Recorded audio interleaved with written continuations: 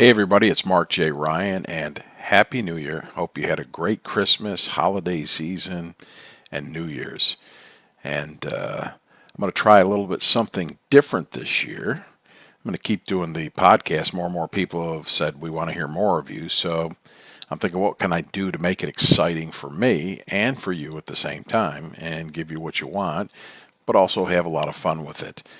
So that's what I'm here to talk to you a little bit about today. And also, I'd love some feedback from you about what you think about some of my concepts. I'm going to do it a certain way. However, I am very flexible in what I do, what I talk about.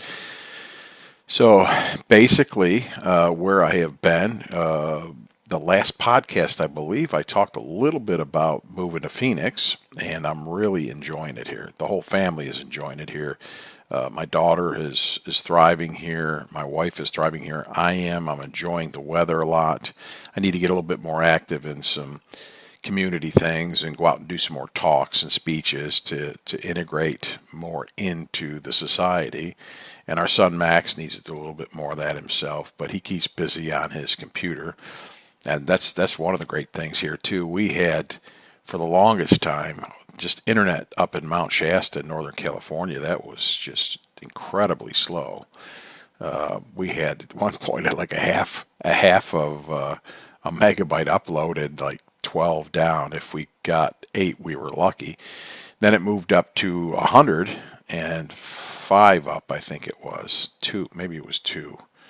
Anyways, now we came down here. We had a choice up to, oh, there we go. We got a phone call coming in, so I'm going to turn that off. I'm probably going to leave that in there. Anyways, now we're going at a rate of 500 down. We don't get that much, especially on the wireless, but the wired, Max is saying he's getting it. He wired it to his room, and he's saying he's getting the 500 and like 50 up. So what used to take me forever to upload to my site or to YouTube is now going by real quick. So that I've got to get out of the old slow mentality after 8.5 years in Shasta of the slow upload. So that means I can do a lot more. I can stream. I can do live streaming if I choose, which I will be. And I can do more of these podcasts because the time to upload isn't taking nearly as long. And I don't have to, that's telling me they left a message. So the podcast and what I'm going to do here is going to be more relaxed. I want to do more interviews. I want to have it where I'm in a t-shirt today. I want to have it relaxed where I'm feeling comfortable and I can pass off the information in a more comfortable state, more relaxed, maybe slow it down. I have a tendency to go fast. I'm probably still going to do that. However, I want to keep it at a rate, not only to keep people interested, but keep my energy up throughout the whole thing. So I've got some new things coming. I got a new intro that I'm working on being made, some new intro music, a little bit shorter. People were saying, the minute intro that I had before was a little bit long. Let's get down to it. I'm going to split the videos up. There's going to be video, and then I'm going to pull out the MP3 so you can listen to it. A lot of people say they don't have time to sit down at the computer and watch it. They'd rather just listen to it in the background while they're at work or driving, whatever it is. So I'm going to do both those. Work on talking to you as if you are listening as well. So if I'm showing you something on the screen, I want to be able to describe it a little bit for the listeners. And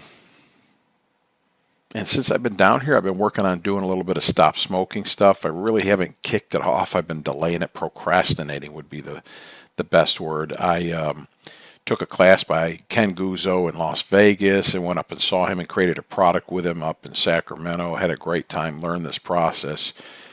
Got my website set up. I'm like number 1 or number 2 with Google. I mean, jumped into the 3-pack, which is that little thing with the map, and it kind of tells you a little bit about it. Excuse me. And the other new thing is this headset mic, Sennheiser, 170, 80 bucks, something like that. I had some less expensive ones. I still have my other microphone that's right over here, which is an AKG 400 Perception, which is, top of the line studio type mic. However, I was getting a little bit of background stuff from my computer and different noises, so I figured to do some of the new products that I'm going to be doing. I wanted less background noise and less editing, my audio editing to pull that out. So I know in the past when I was creating things back in the early 2000s, I was using a headphone mic, Plantronics, I think it was, and the quality was great, and it had the noise reducing background in it. I don't know if I'm saying that exactly right, but it was a lot easier when I was recording. The sound quality wasn't quite as rich as the AKG, the professional mic. However, there's balances, so I'll play with it for a while, and I can always go back to the other microphone. Here, I've got a little different space. When I was up in Mount Shasta, the room I was in had big vault ceilings. They were about 16 foot high, maybe higher. I think downstairs there was one of them that was 18 or 20 foot high, covering 2 stories. And I'd get a lot of reverb back on it, and it was driving me nuts, the echo. Here, I don't have it nearly as much, and I have spaces where I can go into and just bring the XLR wire, which is an audio wire. Excuse me, I can bring that to a different room where it's really quiet and record with it like that. However, I like sitting in front of my computer to record. The computer I have is top of the line. It's got some great video cards on it, but they make some noise. So it's finding that balance. So we'll play with it. And I'm flexible and can shift and switch around. So I plan to do more product stuff. I plan to do more things for the podcast where you could just listen to the maybe a visualization, meditation, eyes closed exercise, and some of the products that I'm going to do for a website, membership site, things like that. So I got a lot of new ideas. Whether they appear or not, I don't know. That's my intention. That's my plan for the first of the year, and I'm sure you have those too. What I did want to, excuse me, a little bit of a tick. What I did want to talk about is what's been happening with my coaching business, which has been doing real well. And I'm working with people all over the country, all over the world, actually, Europeans as well. And I've been including a lot of my own stuff. Before I was doing mainly NLP hypnosis, conversational hypnosis, and then studying with John Overdurf. So I'm bringing a lot of the things that he's doing. He talks about rhizomes, which is more of, like ginger root is a rhizome. They don't have a mushroom is more of a rhizome. So they interact with this reality in the earth differently than a tree does, what they call an arborescent model. And a lot of the medical models and psychological models are to say, what's the root cause of this issue? And what we know in the coaching work, in the coaching world for many years, there's constellations of things. There is groups, like a group of grapes that go together. So if you're looking for one root cause and you've got all those different things feeding into it, you may get to one, but then the problem kind of sometimes will regenerate itself. So they say, well, let's go get the root. But with a rhizome, rhizomes have many different roots, many different places. It's there. You can take a piece, what they call it's a signifying rupture, which means you can break a piece off, plant it in the ground, and it'll start growing again. So there is no like central root point. And recently we were at one of the seminars with John, and there was a doctor in there, a medical doctor, but he's also a big-time executive at, I think it's the biggest pharmaceutical company in the world. And he was talking about how they're discovering, and their newest discoveries are that cancer is more of a rhizomatic issue. So this is fitting in what we're finding out with how issues and problems congregate in the mind, or if somebody's stuck on something, they want to play a better golf game, or they want to play a better tennis game, they want to have better relationships, they want to sell better. So it doesn't necessarily have to be a problem that's holding things back, or a group of problems, or a rhizomatic problem structure. It can be the way that you set it up may not be optimal for your reality, for your body, to get the most of what you want. A lot of people that are doing the law of attraction stuff, Ho'oponopono stuff, the things that I've worked with and taught before, still do on a smaller level, all fit into this rhizomatic model. So, and what we're finding out that there's many pieces to it, and how to work with that. So that's new, that's different, that's exciting, because the results that I'm getting are phenomenal. I mean, it excites me, as I've talked about this before, and it's constant, never-ending improvement, as Tony Robbins talked about years ago. I mean, I'm doing 6 hours a month with John Overdorf, 10 out of 12 months of the year. He takes a couple months off, where we're learning new stuff. He's coming up with a new model or way to improve the model or to flesh it out. And then we do coaching and client sessions back and forth. We try out new things that he's doing to constantly improve and learn with the latest technology from brain science, from Rhizomatic understanding, psychology, spirituality. And that's a big part where I've entered into bringing more of the spiritual aspect of it. And I say not spiritual in the sense of trying to push anything spiritual, but the processes of what are the spiritual people and the teachers throughout history, have they taught us about discovering a bigger you, a bigger version of you, more ways that you can interact with your life and in the universe, and what kinds of things are stopping it. And then we got the languaging models, how languaging is used, how we block things through, with metaphors. Or one of my favorites right now is called embodied cognition. Really cool stuff. And I've talked about this before. Just to give you a quick sample of what it is, and I'll give you a couple of personal examples as well. But let's say they did tests with people with coffee or tea, and they had the glasses warm, and they had the person hold the cup in their hand. And I may have even talked about this in the last podcast a little bit, but it'll build up into what I'm going to talk about. And then they would show them pictures of people, or I think it was pictures, yeah, they would show them pictures of people, or maybe even short videos, while holding a warm glass and some of them holding a cold glass, and then asked what their interpretation was. Now, I'm probably bastardizing this test, but you get the sense and the idea. And the ones that were holding the warmer glass thought more warmly of the person in the picture that they were looking at, whether it was video or just a picture. And vice versa, more coldly when they were holding something cold. So there are these deep processes that we have within us that are kind of instinctual or learned, but whatever way, they're deep. They're beyond what you think about when you're talking to somebody. A lot of times, I've done this myself, and you probably have too, where you've said, I don't know why I don't like that person, or that I got upset with that person. What there's something there that caused that. Chances are that something that is there is an embodied cognition that's been there for a long period of time, maybe even pre-verbal, that it doesn't have a description, and that's why you can't say, I don't understand what it is. But it's a feeling. Just like the warmth makes you consider things in a different level. Well, what if you've got all kinds of these little things there? Now let's go personal. I had a couple different things that I wanted to talk to you about. There's one of them that is in mind, and the other one is not quite there. Oh, so the other night, and they don't necessarily have to come from childhood. They can come from any different place. It was really cold here a couple nights ago, but one of the things that happened is we had these incredible windstorms that came through the desert winds coming through down here, and it was at nighttime. And what it was doing, it was waking me up. I had a hard time sleeping. It kept waking me up, and I was getting a little nervous, a little paranoid, and then I'm thinking, what is it? It was an emotion. It was kind of indescribable, and I could put all kinds of reasoning on top of it. But it was causing me, and then it was like, okay, what is this? It was kind of residual leftover from Mount Shasta. Well, in Mount Shasta, the house that we had a pretty big size house, about the same size as this one. But surrounding us, we had these massive cedar trees and pine trees. I mean, like a couple 100 feet high. A lot of them were 150 feet that are surrounding the house.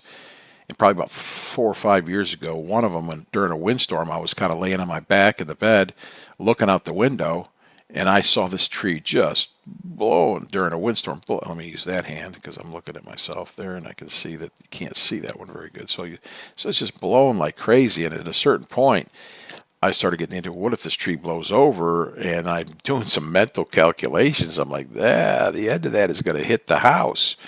And then all of a sudden it went, and then I'm watching it fall over. Well, I know Kathy's underneath. I'm on the second floor. Kathy's underneath me in her office working, and who knows where Claire was at the time. And I just kind of screamed, Kathy, to make her aware. And sure enough, that tree came over and boom, shook the house. It was a big tree, and it missed it. the edge of the house by this much.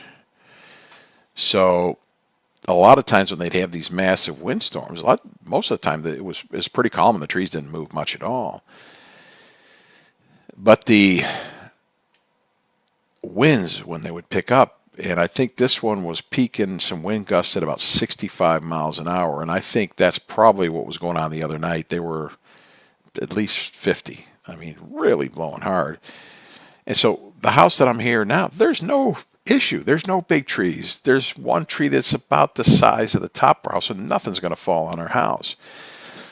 But what was left over from the experience of 8.5 years of being surrounded by those houses, the first year we were there, we had a massive snowstorm. This is back in 2010. I think we got there December 31st, and we woke up January 1st, the first night there of 2010 in this new house. And then it was within like a week after that, we lost electricity for 4 days because we had a massive snowstorm, about 10 feet of snow. We lost like 22 trees. That was between falling over and the tops of them snapping off, sounding like an explosion. And then with the amount of snow that was stuck to the trees, they were just, so we lost like 22 trees. We didn't completely lose the trees. Some of them, it was like they still had some green in them, and I didn't want to cut them down and use them for firewood. So I said, let's keep some of them up. So probably about half of them, about 11 of them, we ended up cutting up into firewood. And yeah, we cut it up into firewood and used it, stacked it, sold some of the firewood. But anyways, the sense of what was there was something that was left over from Mount Shasta. And it had no sense, no logical sense for me here in Phoenix, Arizona. Nothing. But it's leftover memories of what was happening in Shasta. And a lot of the work that I'm doing now is going after these embodied cognitions. What are the feelings? And then a lot of times what people will do is they'll justify their current situation. So if I was to look around and say, well, it's not the trees, but what happens if something flies up or whatever, coming up with some reasoning so it makes sense in this current environment, and then I go to seek help for it, and I say, well, there's something going on with the wind at the wind that's going on here in Arizona, and I come up with all these stories about it. Those stories are justifying my fear here, but they have nothing to do with what's really generating it, what happened in Mount Shasta. And who knows before that? There might have been other places that I live, but I do know that. So imagine you having stuff, which we all do, from when we were a kid before we could even speak, before we could even understand what was happening. And we're making up reasoning. When a parent says to us, why did this happen? And you have no clue, but they want an answer. You come up with some kind of answer. Then you say, well, that worked pretty good. Let me just keep believing that, or keep saying that, or keep repeating that over and over again. Or our parents are doing that, or teachers, or grandparents, or other people, neighbors are doing that. We watch, and that's how we learn. From 0 to the time we're born to 7 years old, we model. We pretty well copy. We mimic. And so we learn to do this process that there's not really a reasoning. However, there's a part of our brain that will quickly come up with something that lets us know. And so when I work with people and I go through there and find out what their definitions are and then go back into these unconscious processes, and what it does is sometimes there's ways that I have to get in there to find out what the processes are and get you aware of them and be able to describe some of the things that are going on. And usually at certain points you start to catch some links, and then we take you through some, again, processing techniques. Some of them are the stuff that the spiritual teachers have been using for years, and people have a little bit of a separation between what they feel in their body and the reasonings that they put on it. And that is huge. And now we can start to say, well, how would you rather feel about it? Or there's ways to just let that emotion dissolve. And then whatever reasoning we put on top of it is not ever activated. So what happens is it really it settles people, and they start to get a better understanding of what's possible in their life if they start using this to disassemble. So a lot of times they say, to find out who you are, you first have to find out who you're not. And if we think that this is who we are, And that's just the way it is. What we're associated into it as an identity, but it's not. It's just something that happened. As you start to separate this apart, you actually get more of yourself, and you start to realize a part of yourself that you hadn't before, because now there's some space, there's some room that you've separated that out. When we do this, the shifting with people is incredible. They're getting something that's unique to you. It's unique to you. And the whole deal is not for me not to put anything on that, is to open that up and then let you experience that in many, many times where you want to go next, or what you're, okay, so now what? We're here, we're feeling, all that comes is you start to get informed by that instead of the reactionary problem that you had. You start to get informed by this new space, this new area. It's kind of like a void or a nothingness. However, it informs you in different ways, and it's pretty amazing stuff. So what I've been doing is going out and looking and really studying hard, especially the last couple of years, and then since I've been in Arizona, and then the last couple of months, I said, okay. And I'll tell you why this happened. For years, my friends in New York City, Jess Marion, Sarah Carson, Sean Carson from New York City, have been telling me about HypnoThoughts in Las Vegas. And it's a conference for hypnotherapists. Now, I used to go up to the NGH, which is National Guild of Hypnotherapists, it used to be in Nashua, New Hampshire, and then it moved to Marlborough, Massachusetts. And I used to go up there. I'd go up there with Joe, or I'd go up there with Kevin Hogan, and I helped them sell out of their stuff, set up a table, and sell their products. And there was a lot of people. There was a lot of good information. It was fun. But after 3 years or so, And so Sean, Jess, and I'll just say the New York crowd, Sean, Jess, and Sarah would say to me, Mark, this is years ago, you ought to come to HypnoThoughts and start speaking. You'd love it there. They'd love you. It's a great fit. And they kept telling me more and more about it, but I'd look on there and I'd see what and it's like, it didn't interest me at all.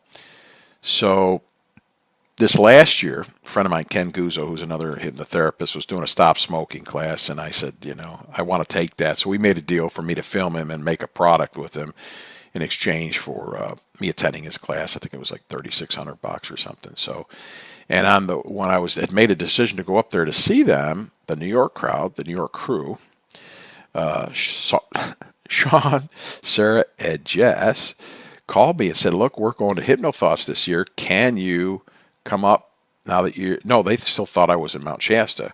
Can you come down and film us?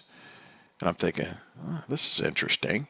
So I checked, I said, what are the dates? I said, I am going to HypnoThoughts, and I could come up early to do you, because they have a 3 or 4 day pre-conference. Then they have the 3-day event in August, and then they have 3 days afterwards. So the total time is like 9 days. But make it a long story short, I stayed all 9 days. I ended up doing their pre-conference for 3 days, ran the booth and hung out with Ken during the conference, and then ended up filming Steve Roth and Sean again. I filmed him again there.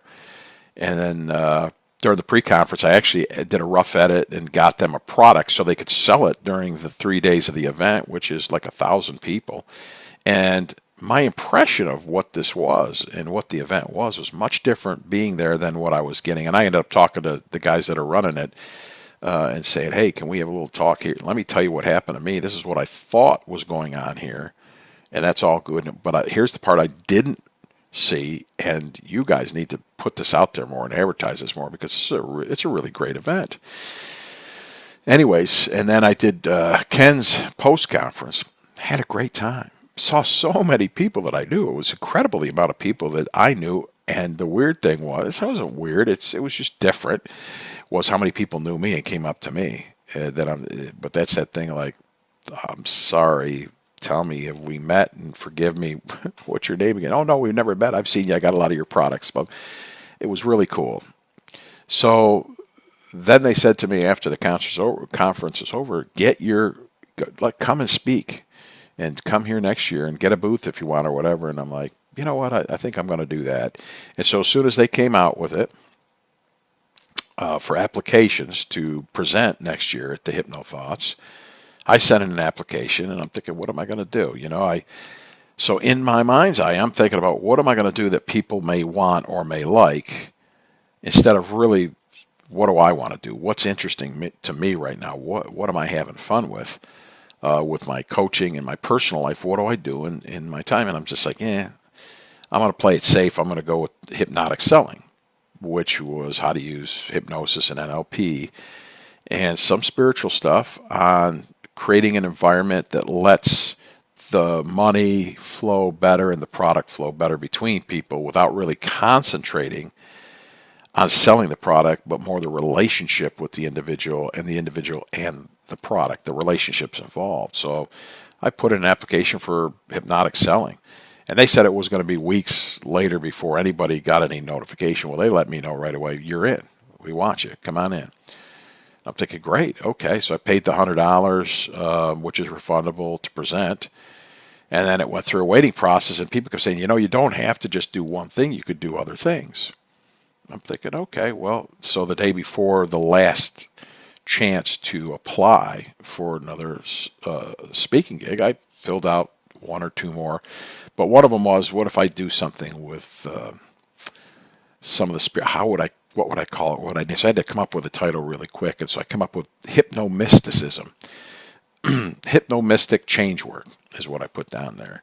And then I put a brief description of what that would be. And I said, I've been studying a lot of people in this field, John Overdurf, and for years, and Dr. John Burton, just different people that I'd been about. And recently I've been looking at some of the stuff again, who I studied before, Jorgen Rasmussen, who's got some interesting stuff, but really diverse people that are kind of cutting edge.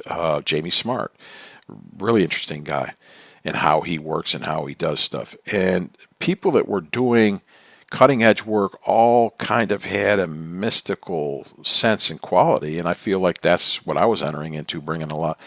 So I wrote a brief description about doing stuff using hypnosis and NLP, along with mysticism, and how that interacts and how that works together with people. And didn't hear back from him. So I'm like, okay, I didn't pay another $100. I didn't get accepted for that, but at least I'm in for the hypnotic selling, and I'm making a decision. What? I'm going to do what I used to do on my old podcast, Kirkland, purified water. Yes, actually, let me get something a little colder. My LaCroix, the grapefruit, which they call pamplemousse. I think I'm pronouncing that right. Pamplemousse. I love this. LaCroix pamplemousse.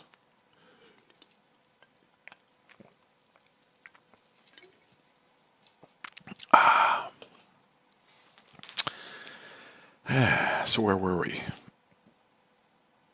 Anyways, so I didn't hear anything back, and then it might have been a month later, whatever. They're saying, okay, we're getting ready to put out the schedules. And the other thing was, I said I could make this a 1 hour.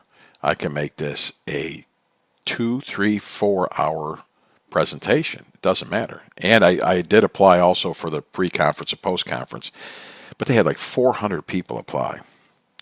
400, maybe it was 400 presentations. So if you figure everybody did 2 like me, so that's 200. It's a lot of application. They only had room for 70 something, I think.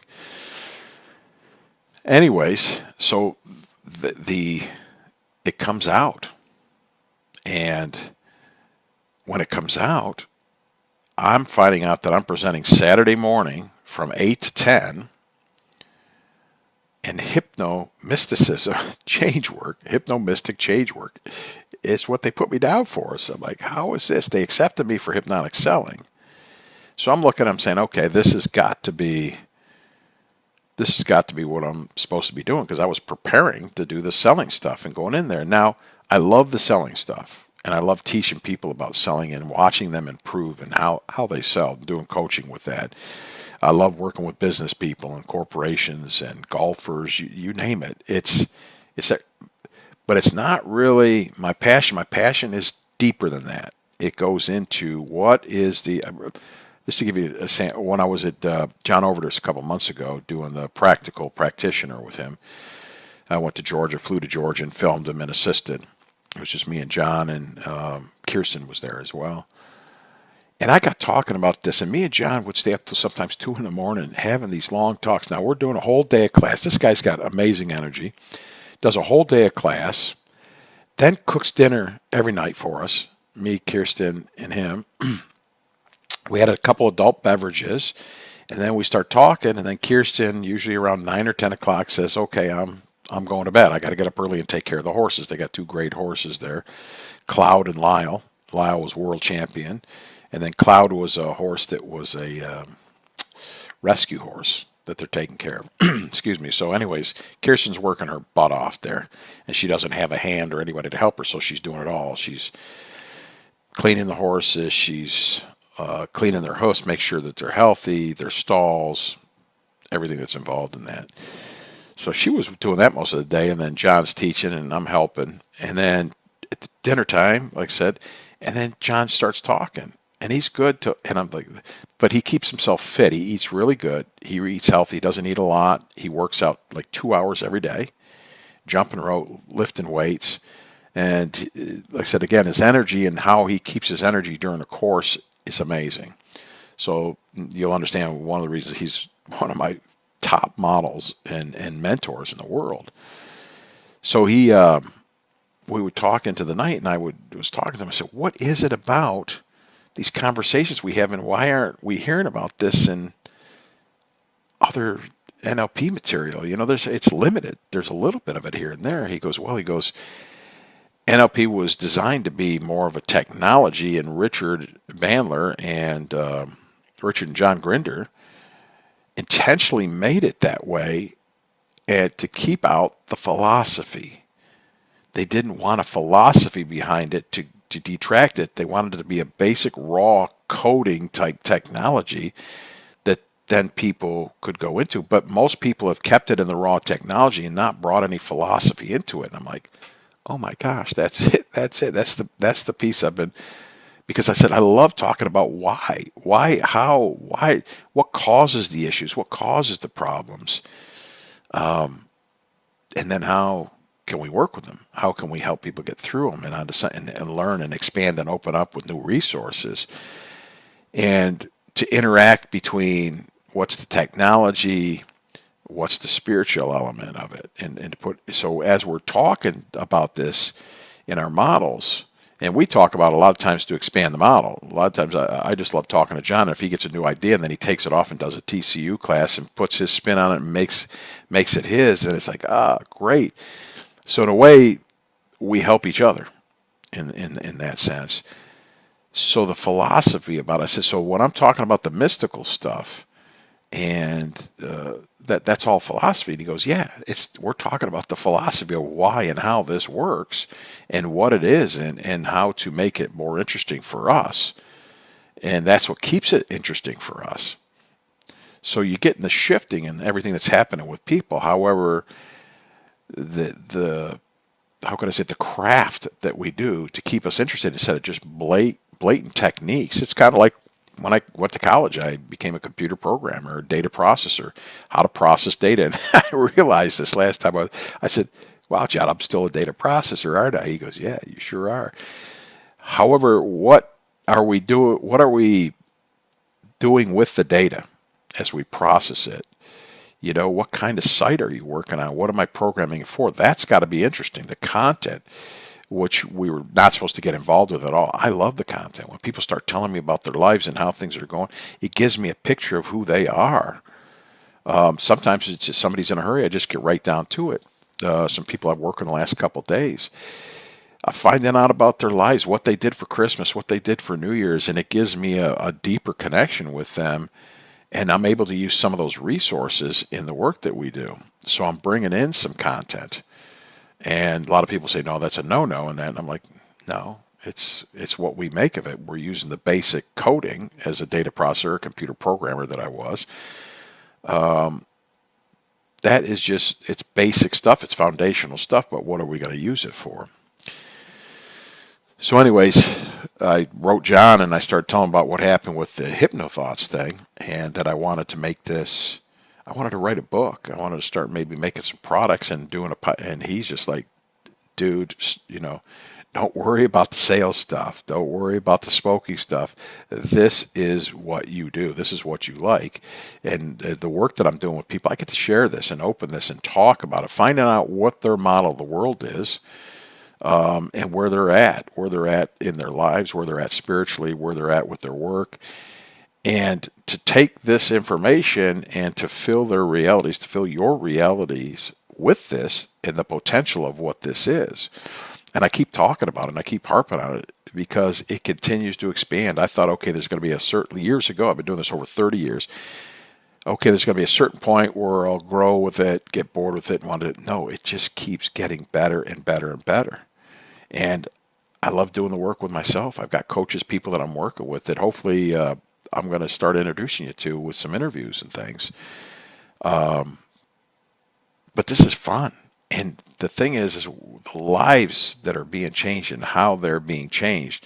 And to know that somebody that a lot of times would get extremely depressed over the holidays, using some of these processes and the shifts that they've gone through and having awareness of a bigger part of their essence of who they are, and coming from that when they're around their family members and friends and saying, that worked out pretty good. I could see a potential of it getting even better. That's fulfilling to me, to know that somebody has gotten past that. I just wrote to somebody today. I was a lead that came in for a client who's going through a lot of different stuff, people dying, kind of going through depression and anxiety, stuff which just like kind of like when it rains, it pours. If things can go wrong, this poor girl is going through all kinds of stuff. To give her some relief, to help her with some tools, to teach her some tools and take her through and let her experience, to have the experience of what else is going on that she's not been aware of, because we get so locked into things. The Russian dolls, one doll goes inside of another, it goes inside of another, it goes inside of another. Well, if you imagine that your awareness is kind of like in the first doll and then you put something else over it, all you're doing is you're closing off more. Your identity that is the problem or thinks that you are the problem or you're having the problem gets more locked in, and it has less space to move around, and it's more constricted. And then, like we were talking about earlier, we feel this feeling and then we start to make excuses for it. It's because of this, because of that. But if I can go in there and help you pop out of that doll and open that up and then put you into a bigger awareness and the feelings that come with this, the information, the you being informed by that, a lot of times gives you the solution to get out of that doll, to not have to go back into, those layers upon layers. You start to see it from a different perspective. And so that's one of the reasons that it really excites me. And now we start to open up and continue to find ways, which we call inductive, where we can start to get bigger and bigger, or if it goes this way, to say, okay, here's how you're seeing it now, instead of being inside this little, pinprick of a place. Now you're starting to see it like this. Well, I say, well, what if we open it up to this? And then what if we open it up to this? And what if we open it up to this? It's what a lot of spiritual people have been talking about for years, but a lot of people like Jung and Freud and different, they knew this. They just were trying to discover how to describe it and work with it more. Well, we've got many, many years and many, many thousands of people that we've been able to work with. I've been able to work with myself too, and get feedback from to improve that. Just like computers, how much improvement has gone on in computers over our lifetimes, over my lifetime. I mean, I used to use punch cards when I was programming. I mean, we'd have these big, long, probably 3-foot boxes, 4-foot boxes filled with these punch cards that were about this big, that we had to, when we typed in the code, it would punch holes in them. Well, you remember Florida with the hanging chad and everything in the boat. That happened to us all the time. So we'd run these cards. We'd have to go to the computer and set us time aside, and we'd be able to run our cards through, and we'd always have errors. So if you had an error, you had to go search through this whole box of these thin little cards, piece of paper cards. And then when we walk down the hallway, sometimes we'd go like this. And they say, "Stay away from me, stay away," because if the box dumped, the computers could figure out and start putting it in order, but it could cause you a big delay. And we'd have to go through and figure out what those errors are and those problems. And it was a lot of work. But now to see how easy it is to code, and then you got HTML and all these other languages that make it much easier to code, but they're still based on the old coding, the foundation. So that has to be proper. COBOL, RPG, Fortran, those different basic, ASIC. So it's improved. Well, the same things happened with the technology of finding out how your mind works. And a lot of people want to be limited and say, this is my way, or this is the way that I've learned to do it. And I'm like, yeah. However, what else are you interested in? What other stories, what other models? What can I learn from being an auto mechanic for years? What can I learn from doing trade shows? What can I learn from sales? All these different things. And I see how this works and what the processes are in between. So there's content and there's context. I'm in this room, which is the context, and the content I'm talking to you about. But there's the process of what I'm doing. And as you begin to focus more and more on process, life gets a lot more interesting. It moves better, and you start to see how things work and interact. And then we can start to put our attention to different areas that can improve your life. Why? What's this all about? Why do I talk about this? Why do I work with people in there? If you experience it, you really go through it, and I mean experience it, not just in here, not just in your left brain and in the left side of your, where you're, and I don't know if this is backward or not. I'm looking at the video on the screen. It may look like it's my right hand, but this is my left hand and the left hand in my brain. We develop concepts. We have these concepts that we put together in our brain, and then we put a concept over a concept and a concept over a concept. Remember those dolls, those Russian dolls? We build it, we keep justifying it to make it so we can deal with it. But what's happening is I'm missing the right side of the brain and the information that has. I'm missing the heart and the information that the heart has. I'm missing my gut, the rest of my body. I'm missing what's outside of my body, the space that's there. If these are all parts of who we are as well, if I'm inside that Russian doll, then I'm blocking information that could be very useful to me and let me know that I'm not supposed to be in that doll. And the key is finding out what that is. And now I'll go to the second thing I talked about earlier with embodied cognition stuff. So one of the things I discovered, I can't remember, I think it was a year ago, maybe a little over a year ago, where I was doing some work. And one of the things we do in timeline therapy and in NLP work is, one of the things we have to do as a perspective is have people go up, float above your timeline. Just let yourself gently float up, and as you're looking down on your timeline. Well, since I've been doing NLP for 30 years, I have not been able to do the float up thing very well at all. However, I could imagine doing it, concept, and go through the exercise by imagining it. But I couldn't get the feelings, so I wasn't, and I really wasn't imagining it properly.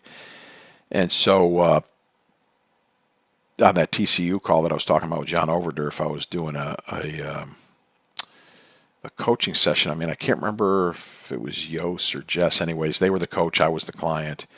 And they were saying, float up above that. And I'm like, should I go with the pretend thing, or, because we're all here to learn and go through an experience. And I'm like, I just can't float up. And so what happened was, I think it was John suggested, he knew that I was living in Mount Shasta at the time. He says, have you ever gone up on the mountain? I'm like, yeah, all the time. He says, we'll use that as a reference.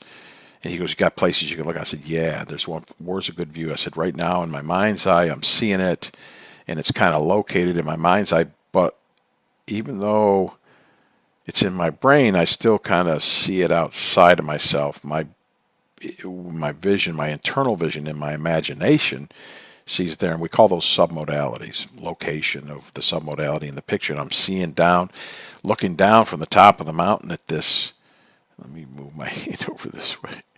Anyways, let me go over here. It's saw my left side kind of down a little bit, and I said, I see the lake down there, Lake Siskiyou from the mountain. It's a beautiful view and everything like that. And so from the mountain, I could see that. And recently I went back, like within the last week, and listened to one of the old ones that used the idea of me being up on top of Mount Shasta, because there's a road that goes up to about, it's 14,000 foot high, but there's a road that goes up to like the 8,000, 9,000 foot point, and it's spectacular views. And you got a lot of great views as you go around the mountain on this road up.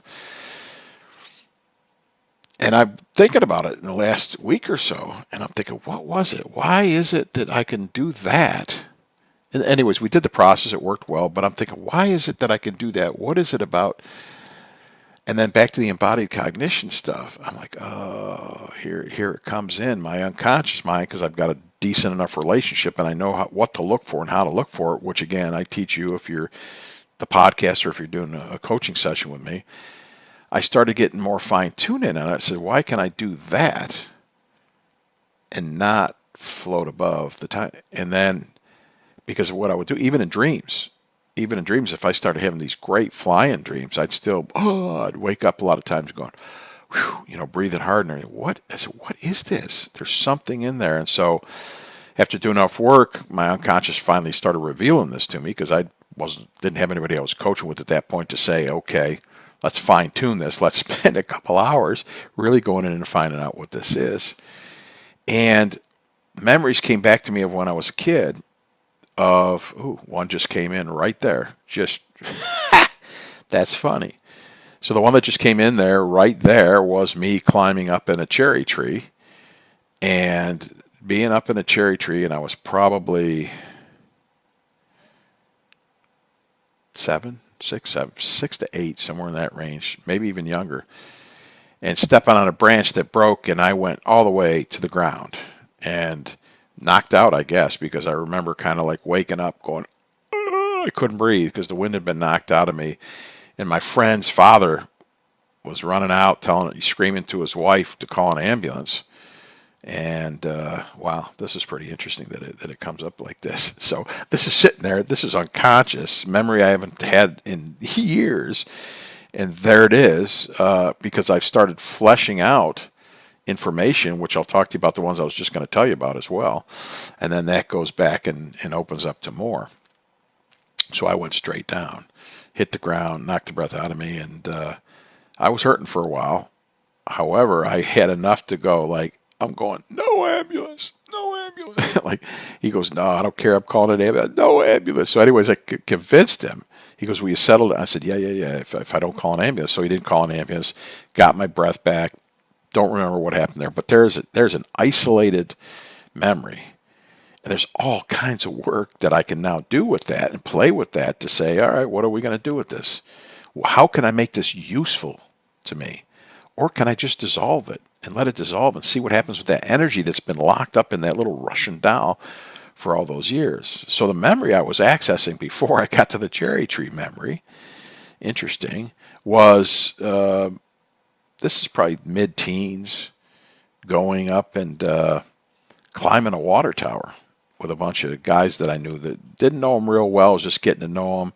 They were kind of the more popular guys in school. And I remember going up, we walked with this water tower.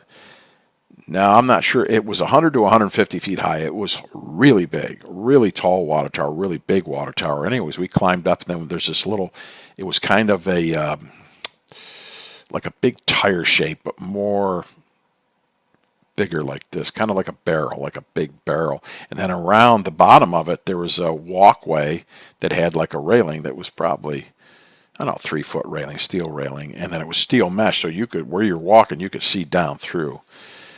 And some of these guys were just doing this, running and jumping, and then they were just, the one that gets me still right now, I see this guy, he puts his feet up across the place, the walkway, and his feet, but he was sitting on the railing, so on the other side of him is death. And he's sitting there and he's goofing off and he's moving around, and then I started getting a little panicky from some of that stuff. Another situation that I had was one time, and this is probably in my 30s. I may have been 40 at the time. I went out to the Four Corners area of the United States to where the cliff dwellings are, the old ancient Indian cliff dwelling, Native American Indians cliff dwellings, and I was at Mesa Verde. Mesa Verde is what it was. And I remember that there was this wooden fence there kind of blocking a pathway, and then there was kind of like this ledge, and I was with my sister at the time, my sister Diane. I said, I'm going to go out there. And so started walking out there, but then I could say I was getting close, so I got on my knees and then kind of on my belly and was crawling out there so I could look over the edge. And I looked over the edge, and it was probably 600-800 feet straight down. And it was like, whew. So you have certain funny feelings in certain parts of the body. Now these memories took a little bit to kind of flesh out and to say how they all go together.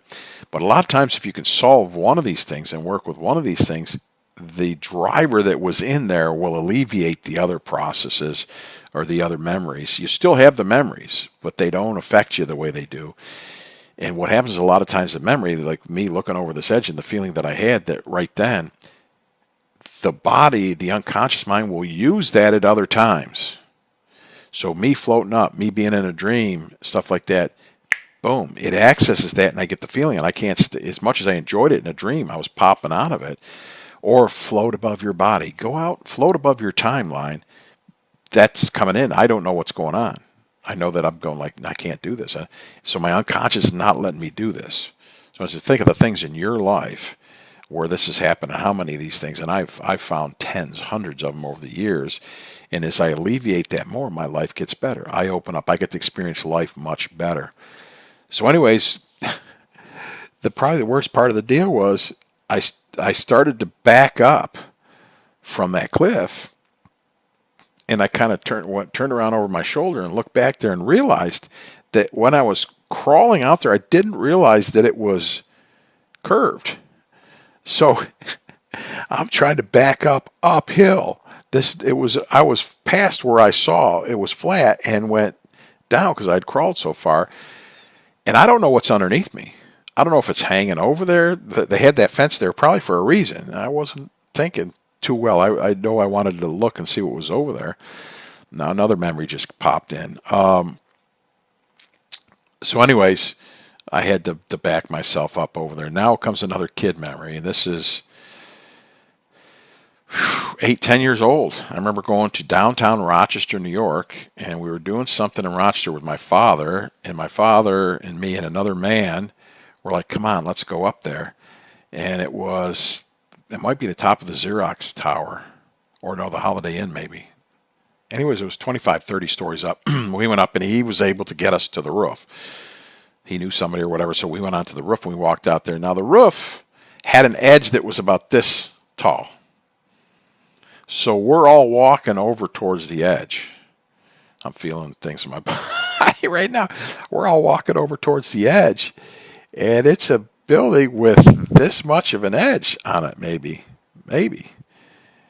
And it's windy in Russia. And looking over the edge, see who gets close. Now, even though I may not be I went over pretty close. I remember having my foot on the edge and kind of like looking over. And then the other guy was doing it even more. But I look up at him as being a younger man at that point and seeing how tall he is and where he was. And it's not hard to imagine a big wind, boom, and he's gone. So anyways, now you get a better understanding that this stuff is inside me. They usually have memories attached to them. Sometimes when you're a kid and you can't put words on it, you may just get an image. You may get a feeling of it pre-words, an embodied kind of a cognition. And I'm using the word loosely, the embodied cognition, to give you a sense of what's happening there.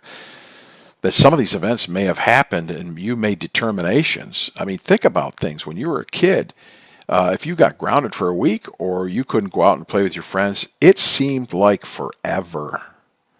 So forever, nothing was going to happen with my younger daughters. It would say something like, I'm never going to get a horse, or I'm never going to do this.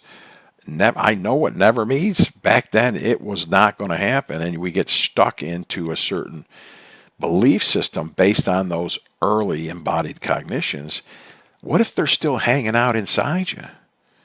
And they're attaching to you wanting to have your goals for 2019. And you can't figure out why you can't get past them. And there's a certain thing that you might have to do, like with me, it might have to do with height. And I'm like, I just don't get it. I don't understand it. Well, they're all unconscious. And if you don't have the tools to go through them, to get past them, to dissolve them, to work with them, your unconscious is not going to bring that up to your memory. It's there to protect you. It doesn't want you to know what's happening. And if I'm working with you, what I'm going to do is we're going to go in there and I'm going to talk to your unconscious mind so that it knows that I know what I'm talking about. And we're going to resolve some of this stuff as soon. It's like a cut on your arm or finger or something like that. Your unconscious mind starts working on repairing that. It just works automatically on repairing that. If the unconscious mind has the tools, it opens up. People start saying, well, now I got a story, now I got a memory. Because I tell people, just tell me whatever comes up. I don't care if it's a picture, sound, feeling, if it's a smell. I get people that get smells sometimes or tastes. I'm tasting this from a cut. I said, good, tell me more. That's perfect. I want to know more. I don't care what it is. Tell me a little bit about it because it's going to reveal there are certain things to us about your thinking, about where you're at. And as we work with this, the unconscious then feels safe to start opening up because it wants to heal you as quick as it can. Because now if we can turn this from an issue and a problem of looking at it or experiencing it one way and we flip it around and shift it around, so now it's a resource. And that's what happens a lot of times. That this exact same thing, the Chinese symbol, chaos, which in the symbol is the same symbol for opportunity, chaos and opportunity. These things that are inside those Russian dolls are the same way. They're not limited to just a problem. Those pathways that are in your brain, you can turn them into an opportunity. And when that happens and people get that, now it starts to work for you instead of working against you. It really believes it's working for you. But working for you as an adult who you are now, it becomes fun. It becomes exciting. And it's great to work with. It's great to deal with. And what I want to do is I want to start doing more of this with everybody on the podcast and start doing some, maybe doing some 15, 20 minute, half an hour sessions with people. So if you got something small that you want to work, something irritant or whatever like that, we may not film it all. I may take bits and pieces of it, but let me know. Let me know you'd be interested in working so that, and I want to have it where I'm somebody that I haven't worked with before. I want to take questions and answers. A lot of times I'm working with people and it's just a practical solution to something. I work with a doctor. I may have told the story before. A friend of mine up in Canada, medical doctor, and he was having all kinds of issues and then using his rationalization system to make it seem like something was wrong with him or an emotion that he couldn't get through and whatever else like that. And it just basically came down to something practical. I said, can I make a practical suggestion? I said, you've got certain values. You've got certain ethical standards. Probably as a doctor, probably as a professional, from where you grew up, how old you are, and the time frame you grew up in. That's a no-no. That's a social no-no. That's not something that you do. However, what you can do is ask for permission up front. I said, what would happen if you started asking her for permission? Because he was doing coaching. He's like, oh, I never thought about that. Oh, that's perfect. That's what it is. So it was practical. He was trying to make himself do something that went against his value systems, and his value systems are like, no, we're not going to let you do that. So how do we work with the value system and work with the, politeness and coaching and say, how about if we just ask up front and get permission? And that's a lot how your unconscious mind works.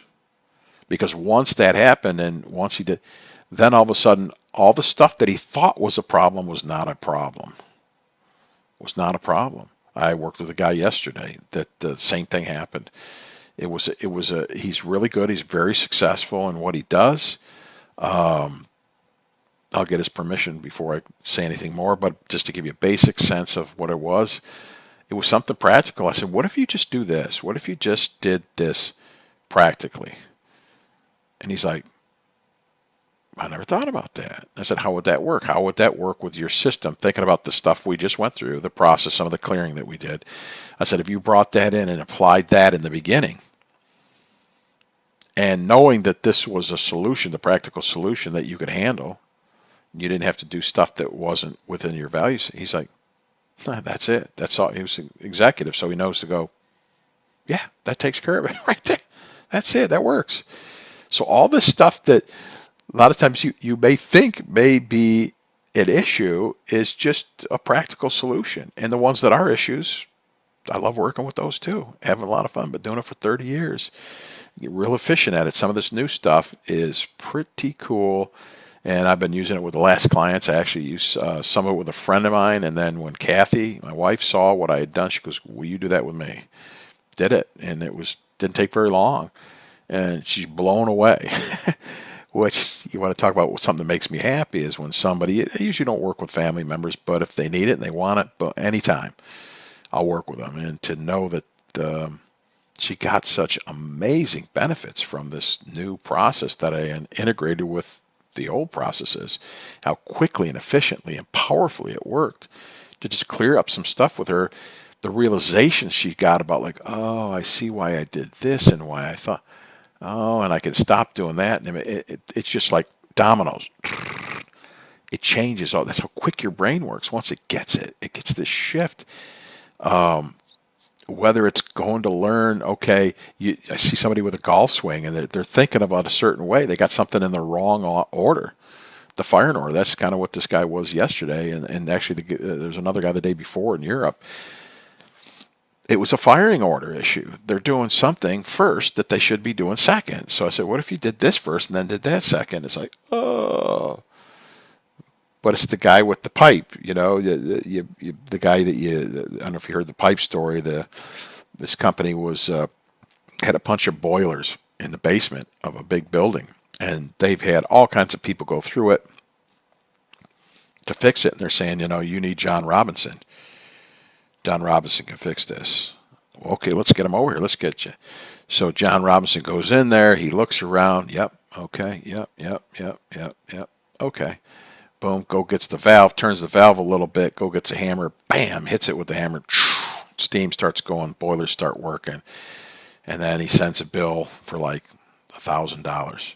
And the guy that's in charge of paying out the money says, what the heck, you came in here, turned a valve, and hit a hammer, and you're going to charge me $1,000 for that? He says, okay. He goes, I want another bill. He goes, okay, I'll give you another bill. So he says, hitting valve with hammer, 25 cents. Knowing where to hit the valve and which valve with the hammer, $999.75, if my math is correct on that. So it's about, when I go work with people, I want people, when I'm doing stuff with seminars and I fill in and I'm doing work with people, I have a different grace period that I allow, but usually I'm only going to let people in that know what they're doing and have been doing this for a while. Unless it's something simple. But when I go into the deeper stuff, I want somebody that's got some experience and knows what to do. So if I start to have a different reaction or a reaction I don't want, they're going to know what to do. And I think that's what I offer, is the ability, the experience of working with so many people over the years and seeing the process worked with so many different times and having an abundance of knowledge. I'm going to get you there, and I'm going to get you there quick. So if you've got something for this new year that you want to work with and get better on, and I'm also working with some health stuff with the weight loss. I mean, my top was like 320 at one time. I think I'm about 70 pounds lighter than that right now, but I still want to get down another 50.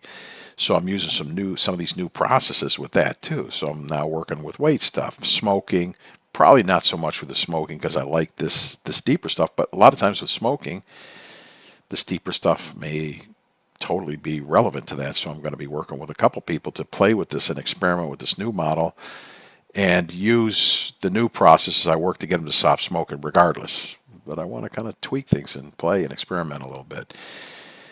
So anyways, if you're interested, sign up for a coaching session with me. If not, and you're not ready quite yet, fine. Let's send me a question. See if you want to maybe do something quick with some coaching with this.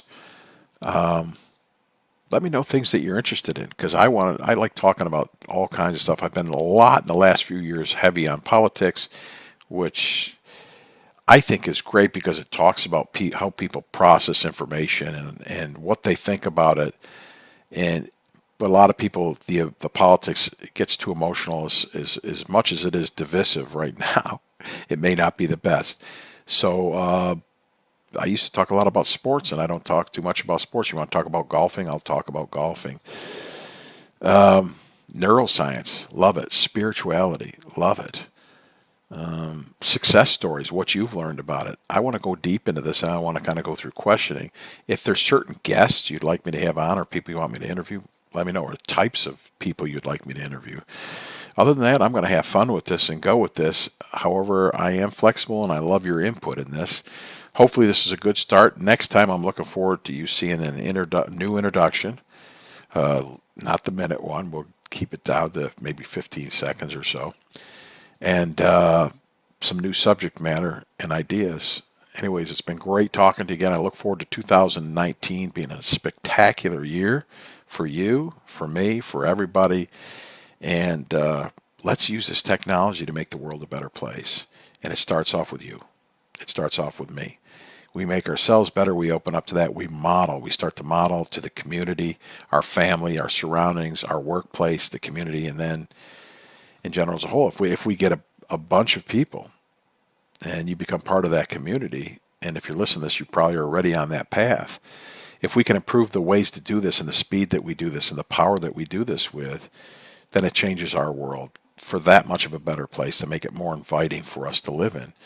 But regardless, if you shift yourself, your world is going to be a better place to live in because the vehicle you're in, living in this, is going to feel much better about you're living in. And then if the community and the country and different things start to change because more and more people, like with the speed of how fast computer hardware is growing and the science with software and computers, I think it's called Moore's Law, where it doubles every 18 months.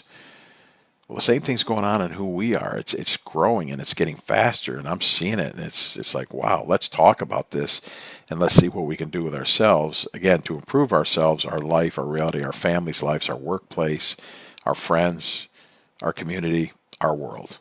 Thanks for watching. I'm excited about this new venture, and you get excited about what you want to do to improve your life, whether it's health related, relationship, career, whatever it is. Let's make this a part of it too. Keep in touch with me and let me know how you're doing. This is Mark J. Ryan. Thanks for listening. Thanks for watching, whatever you're doing, and maybe both. You take care. We'll talk to you again soon. Bye-bye. Thanks.